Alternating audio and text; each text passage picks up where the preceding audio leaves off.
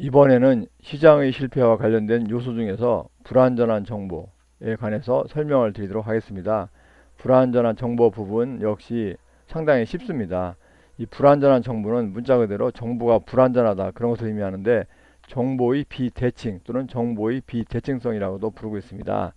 그럼 불완전한 정보가 뭐냐? 시장에 참여한 사람들이 의사를 결정하는 데 필요한 중요한 정보를 충분하게 가지고 있지 않은 상황입니다. 즉, 시장에 참여한 사람이 가지고 있는 정보가 불완전한 상태를 의미하는 것입니다.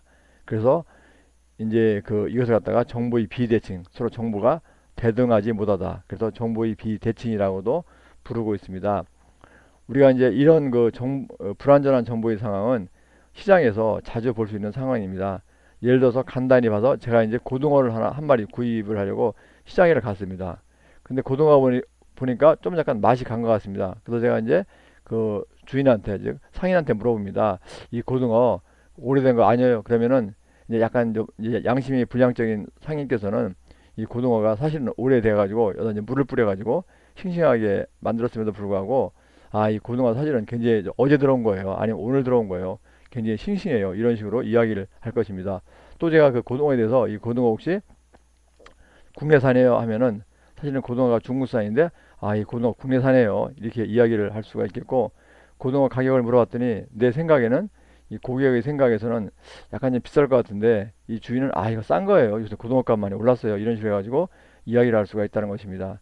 그러면은 이 경우에는 그 상인하고 시장에서 이제 상인하고 고객 즉 손님하고 사이의 관계인데 이 경우에서 보듯이 상인이 고객에 비해서 손님에 비해서 훨씬 더 많은 정보를 가지고 있다는 것입니다. 이 고등어의 상태나 고등어의 원산지나 또는 고등어의 가격에 대해서 고객은 거의 모르는데 상인이 이런 경우에는 절대적인 정보를 가지고 있습니다. 그러니까 고객의 입장에서는 정보가 충분하지 않기 때문에 이 고등어를 구입하는 데 있어서 좀 망설인다든지 약간 좀 찜찜한다든지 좀 바가지를 쓰지 않았나 이런 생각을 가지게 되는데 그렇게 되는 이유가 바로 정보의 불완전한 상태, 즉 불완전한 정보 때문에 그렇다는 것입니다. 그래서 정보가 상인과 고객 사이의 정보가 대칭적, 즉 대등하지가 않고 이렇게 비대칭, 서로 이제 그 대칭 한쪽이 정보를 더 많이 가지고 있다는 것입니다. 그래서 시장에서는 이런 불완전한 정보의 문제가 불완전한 정보의 문제가 나타나기 때문에 이런 의사를 결정하는 데 있어서 어려움을 겪는다는 것입니다. 그런데 국가나 정부가 이런 경우에 소비자보다 더 많은 정보를 가지고 있다. 그럴 경우에는 아무래도 국가가 나서는 것이 더 효율적일 수가 있다는 것입니다. 그러니까 시장에서는 불완전한 정보가 있기 때문에 시장에서는 실패한다. 그러니까 정부가 나서 가지고 하는 것이 더 효율적이다. 이것이 바로 이제 요점이 되겠습니다. 그런데 이제 그 사회복지 영역의 경우에도 특정한 형태에서는 불완전한 정보의 문제가 발생할 수가 있다는 것입니다. 그런 거 좋은 예가 이제 의료 서비스가 되겠습니다. 의료 서비스가 우리가 이제 병원에 가게 되면 이제 의사 선생님이 계시고 여기 이제 고객, 즉 환자분이 있습니다.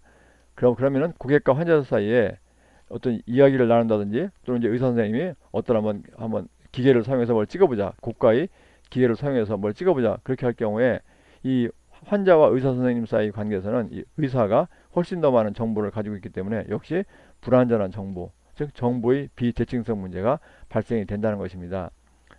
그러니까 이럴 경우에 환자는 이제 이런 과연 기계를 사용해서 비싼 돈을 내고 찍어야 할 것인지 또는 이제 이 의사분이 과잉 진료를 하는 것은 아닌지 이런 등등 약간 찜찜한 생각을 먹을 수가 있다는 것입니다. 그래서 역시 이것은 왜 그러냐면 불완전한 정보의 상태에 있기 때문에 그렇습니다. 그러니까 이 경우에는 정부가 주도에 제공하는 것이 더 바람직할 수 있다는 것입니다. 예를 들어서 이제 정부의 경우에는 각 병원에서 진료한 내용, 그리고 그 약품의 비용, 어떤 수술 비용, 그리고 어떤 이런 고가의 기계를 사용을 반드시 하여야 하는 그런 경우, 사례, 그런 것에 대한 정보를 다르게 체계적으로 모아서 관리하고 있습니다. 그렇기 때문에 예를 들어서 이제 이런 정보를 환자가 바로 이렇게 이제 알 수 있도록 공개한다든지 또는 이제 의사가 어떤 고가의 진료를 할 경우에는 이런 정부의 승인을 받고서 하게 한다든지 이런 식으로 정부가 주도를 해가지고 할 경우에는 이런 이제 효율적으로 할 수가 있다는 거죠. 그러니까 이럴 경우에는 의사와 환자 사이에 정부의 불완전한 정보의 문제를 물론 완전하게 100% 해결할 수는 없겠지만 상당한 부분을 해결할 수가 있다는 것입니다. 그래서 바로 이것이 이제 정부가 개입해야 된다. 그런 식의 논리를 제공한다고 볼 수가 있겠습니다. 간단히 말씀드리면, 정리해서 말씀드리면, 불완전한 정부는 시장에 참여한 사람들이 의사를 결정하는데 필요한 중요한 정보를 충분하게 가지고 있지 않은 상태를 갖다가 불완전한 정보라고 이야기를 하고 있고, 정보의 비대칭 또는 정보의 비대칭성이라고도 부른다. 그런데 그 사회복지의 영역에서는 일부의 경우에는 이 불완전한 정보의 문제가 발생한다. 이럴 경우에는 정부가 주도해서 좀 나서는 것이 그런 효율적으로 급여와 서비스를 효율적으로 분배할 수가 있다. 즉 시장에서는 불완전한 정보의 문제가 나타나기 때문에 정부가 나서는 것이 훨씬 더 좋다. 이것이 바로 시장의 실패에 따른 불완전한 정보가 되겠습니다. 예, 그럼 여기서 잠깐 멈추고 또 계속하도록 하겠습니다.